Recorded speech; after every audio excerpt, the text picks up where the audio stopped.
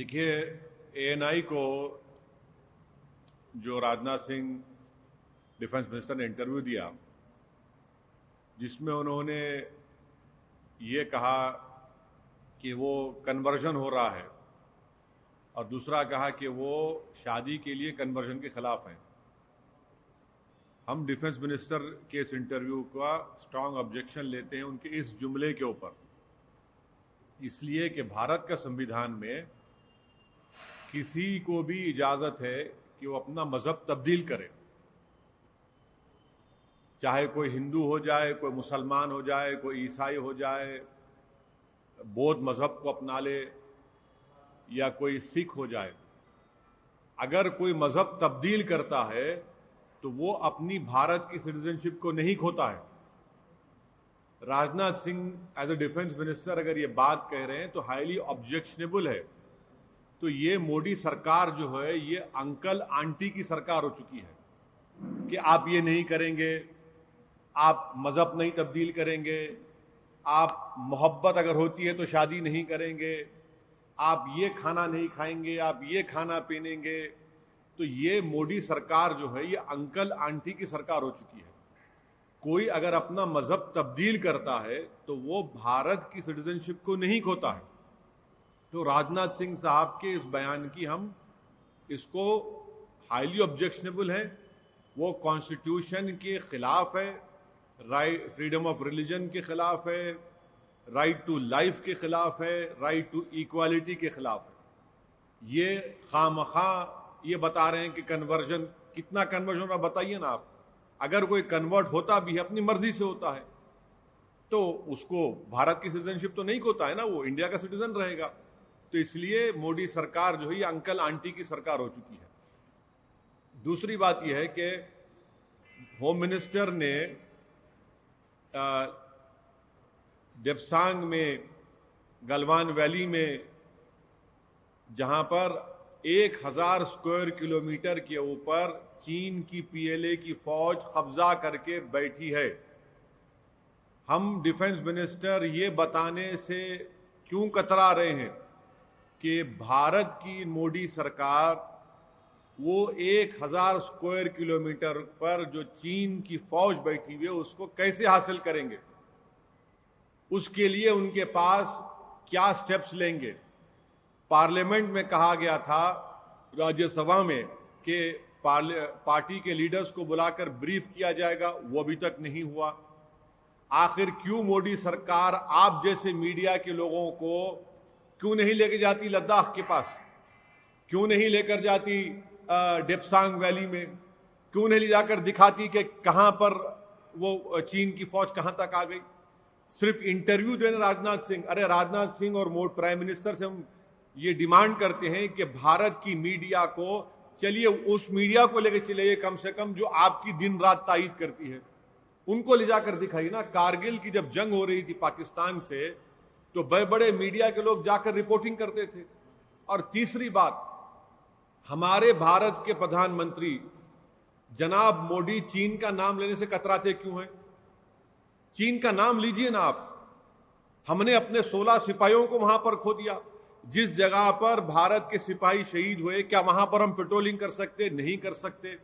राजनाथ सिंह को देश को ये बताना चाहिए था कि भारत की इकोनॉमी को नरेंद्र मोदी की सरकार ने बर्बाद कर दिया और इकोनॉमी की बर्बादी की वजह से हमारी फौज के पास उनको पैसा नहीं मिल रहा है।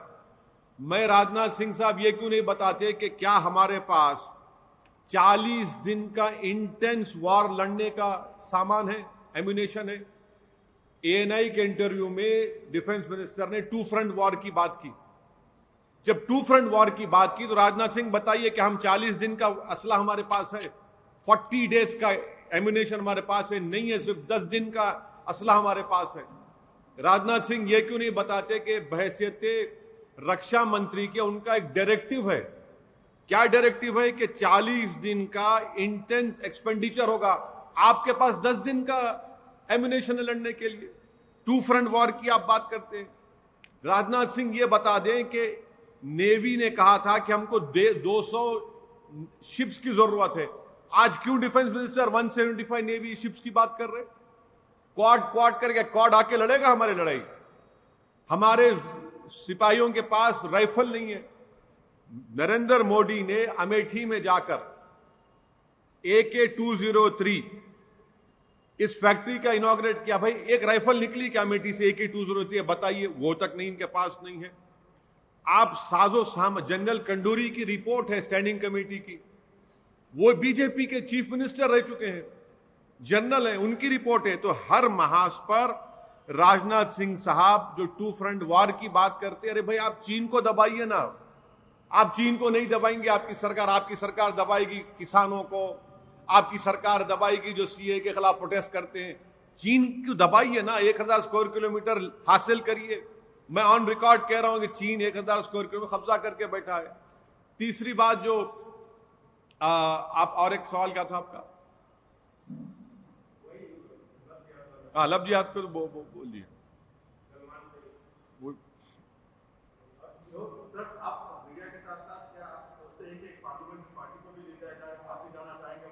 अरे नेकी और पूछ पूछ हमको लेके जाइए और हम आपको अपने साथ लेकर जाएंगे।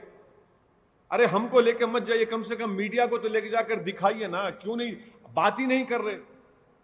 8 महीने से चीन कब्जा करके बैठा है। अब जैसे ही मार्च अप्रैल आएगा, जब बर्फ पिघल जाएगी, फिर चीन गड़बड़ करेगा वहां पर। आखिर ये सरकार, प्रधानमंत्री चीन का नाम लेने से क्यों डरते हैं?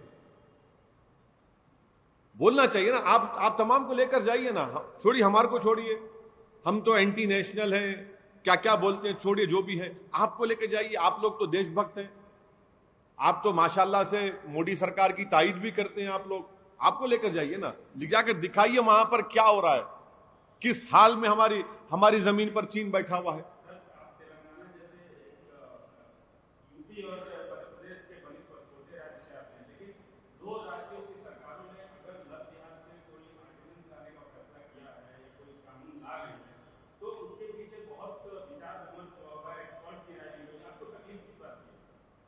तकलीफ इस बात की है कि यह भारत के संविधान के खिलाफ है। तकलीफ इस बात की है कि भारत के संविधान को ये संघ परिवार के लोग उससे नफरत करते हैं, संविधान से। और अगर संविधान को पढ़ लेते तो उनको मालूम होता कि right to life, right to liberty, freedom of religion हमारे संविधान का फंडामेंटल राइट्स है। कोई सरकार उससे छेड़छाड़ नहीं कर सकती। अगर ये सुप्रीम कोर्ट के जजमेंट्स पढ़ लेते, प्राइवेसी का जजमेंट पढ़ लेते, 377 का जजमेंट पढ़ लेते, तो सुप्रीम कोर्ट ने साफ तौर पर कह दिया है कि आपकी पर्सनल लाइफ में सरकार का कोई इंटरफेरेंस नहीं हो सकता है।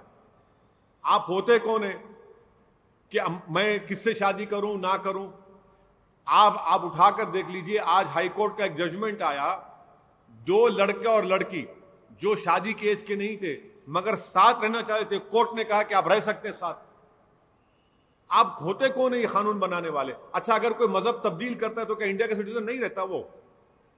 अगर कोई मुसलमान हिंदू होता है या हिंदू मुसलमान होता है, कोई क्रिश्चियनिटी अडॉप्ट करता है, कोई बौद्ध मजहब को अडॉप्ट करता है, तो क्या भारत का सिटीजन नहीं है? क्या कहना चाह रही है सरकार? ये देखिए, फ्रीडम ऑफ रिलीजन में प्रोपोगेशन और कन्वर्जन भी है, कॉन्स्टिट्यूशन का हिस्सा है वो। हमको तकलीफ इसी बात की है कि संविधान की धज्जियां उड़ाई जा रही हैं। और जब आप संविधान की बात कर रहे, मध्य प्रदेश का जिक्र कर रहे, कल मंदसौर में क्या हुआ? एक मस्जिद के ऊपर पूरे संघ परिवार के लोग मस्जिद के ऊपर चढ़ के आप झंडा लगाते अपना, और 2 दिन पहले प्रधानमंत्री बोलते कि पब्लिक प्रॉपर्टी को डैमेज मत करो। रेडिकलाइजेशन कौन हो चुका है? रेडिकलाइजेशन मंदसौर में जो ये लोगों ने हरकत की, उनका रेडिकलाइजेशन हुआ है, मेजॉरिटी कम्युनिटी का। इनको डीरेडिकलाइज करने के लिए क्या कर रही है सरकार? डीरेडिकलाइज नहीं कर रहे उनको आप और रेडिकलाइज कर रहे हैं, इस तरह के कानून बनाकर नफरत फैला रहे हैं। मंदसौर में जो कुछ हुआ उसकी जिम्मेदारी शिवराज चौहान की सरकार पर आज होती है। ये शर्मिंदगी की हद है। अफसोसनाक बात है कि एक जुलूस जाता है और मस्जिद के ऊपर जो दिल्ली में हुआ था वो दोबारा हो रहा है यहां पर।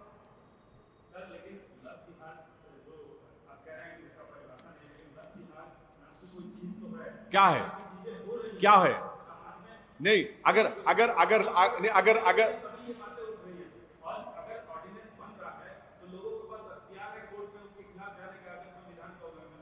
क्यों? सरकार क्या संविधान के खिलाफ कानून मानते रहे कि हम कोर्ट को जाएं? सरकार बनाती क्यों संविधान के खिलाफ कानून को? सरकार को तो शर्म आनी चाहिए कि कितने इलाहाबाद हाई कोर्ट में, दूसरे हाई कोर्ट में तो एक के बाद उनके जजमेंट खिलाफ आ रहे हैं उनके ऊपर। कोर्ट को जा सकते क्यों? अरे भाई, कोर्ट को जाने का अख्तियार सबको, तो आप संविधान के खिलाफ कानून बनाएंगे और कोर्ट को जाएंगे। बुनियादी बात यह है कि आपको कोई राइट नहीं है मेरी पर्सनल लाइफ में इंटरफेयर होने का। मैं किससे शादी करूं, मैं क्या खाना खाऊं, मैं क्या कपड़े पहनूं, अरे आप तो ऐसा कर देंगे फिर तो मैं हिल नहीं सकूंगा। फिर आप कहेंगे नहीं, सुबह 3 बजे रात को उठ जाओ, सुबह दोपहर में 1 घंटा सो जाओ और इतना खाना खाओ, ये खाना मत खाओ। अरे आप कौन है भाई?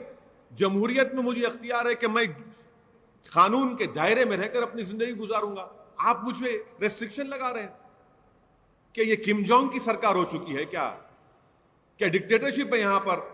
नहीं होगा। हम इसके खिलाफ, ये संविधान के खिलाफ, और हर एक को इसके खिलाफ आवाज उठानी चाहिए। हाँ हाँ हाँ, फिर बोलिए क्या कर रही है सरकार? ये what is the government doing? What is the government doing? It is shame on this government that you're not able to get them back. If 39 Indian sailors are in captivity in China, arey boss, forget about them. You are not able to retrieve that 1,000 square kilometer of land where China has occupied Indian territory. What is the government doing? The government must answer to the nation and tell how will they get back those 39 sailors. We lost 16 soldiers at Galwan Valley. We demand that immediately those sailors, for no reason, they are sailors. They're not even army personnel. They are sailors of that ship. They went there, they took their goods. How can the Chinese take them into captivity for no reason whatsoever? It is high time that the government reacts to it. I want the Prime Minister to at least please tweet on it. Let the Prime Minister react and get them back.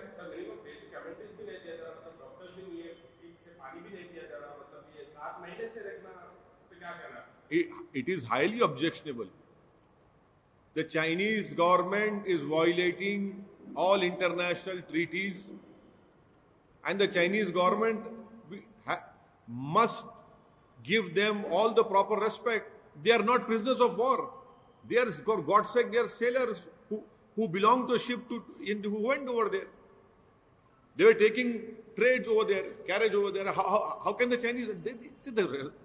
Why isn't the government responding to it? Why isn't the Modi government lodging this strong protest with the Chinese government? Why has the government not called the Chinese ambassador to the Ministry of External Affairs office and lodged the strongest protest? Why has this not been done? Sir, today is the 6th round of talks between the center and the farmers. We have been seeing farmers' agitation since last 1.5 months. Today is the 6th round of talks. We do not see an end coming to this. No, there is a very easy way out for the government. The Prime Minister should tell the nation that they are going to amend the law and include MSP in that.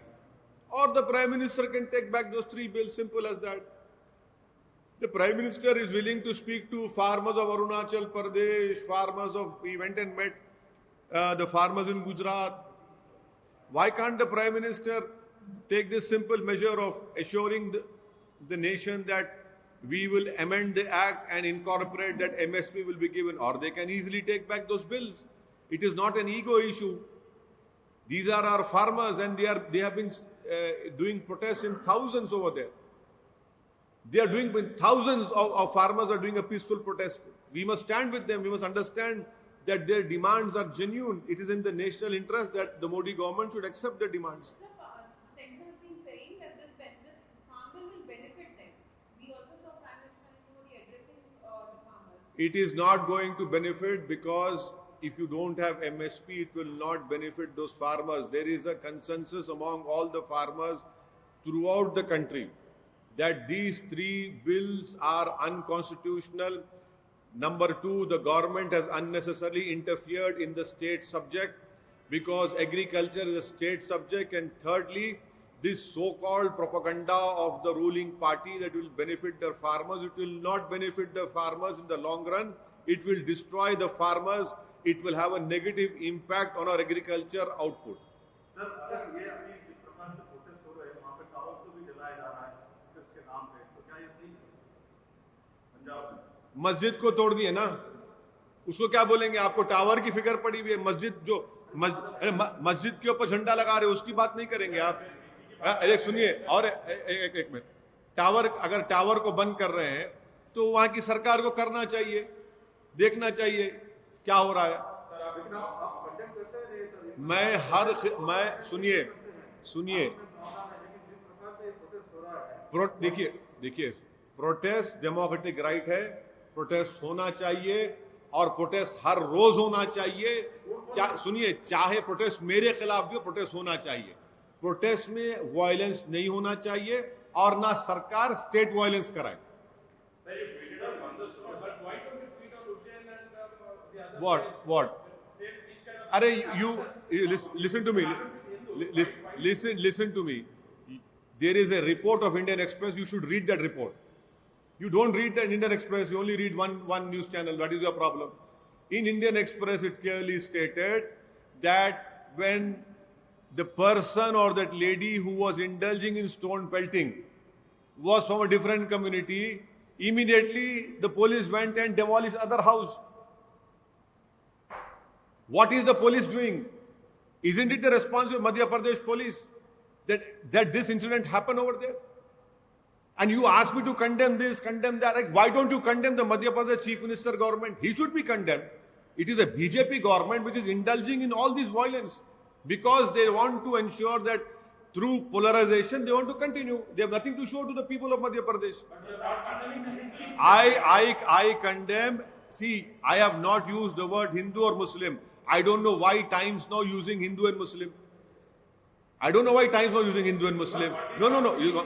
My friend, are you against? Is Times now against Muslims? Is Times now only for Hindus? Is Times now not for Muslims? You please tell us. Then we'll answer your question.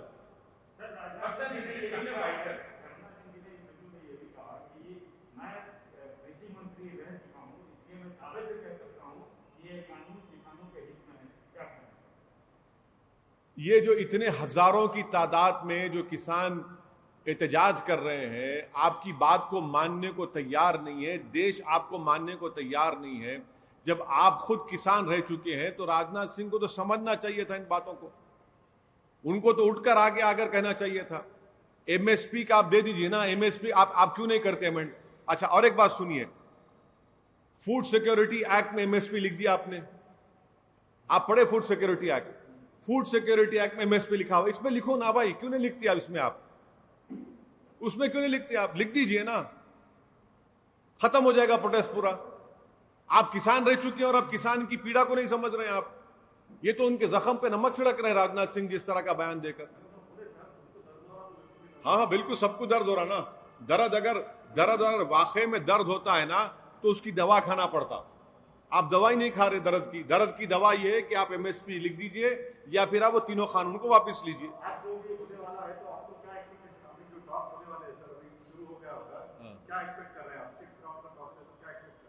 देखिए क्या मैं क्या बोलूं, क्या होता है talks के बाद ही पूछिए क्या होता है। अगर सरकार एमएसपी का अमेंड करके डाल देती है या बिल्स को वापस ले तो किस्सा खत्म हो गया। हाँ हाँ,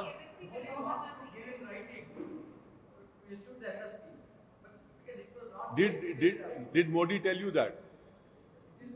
No, let them give it to the farmers then in writing.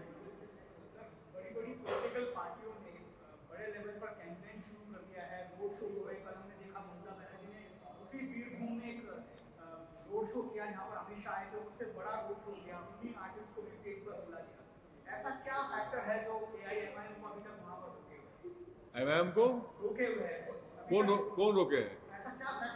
आपको क्यों लग रहा है रोके हुए? नहीं, आप नहीं भाई, आप काम हो रहा है, आप क्यों फिक्र कर रहे हैं? आप बिल्कुल फिक्र मत करिए, काम हो रहा है, आप देखेंगे इंशाल्लाह।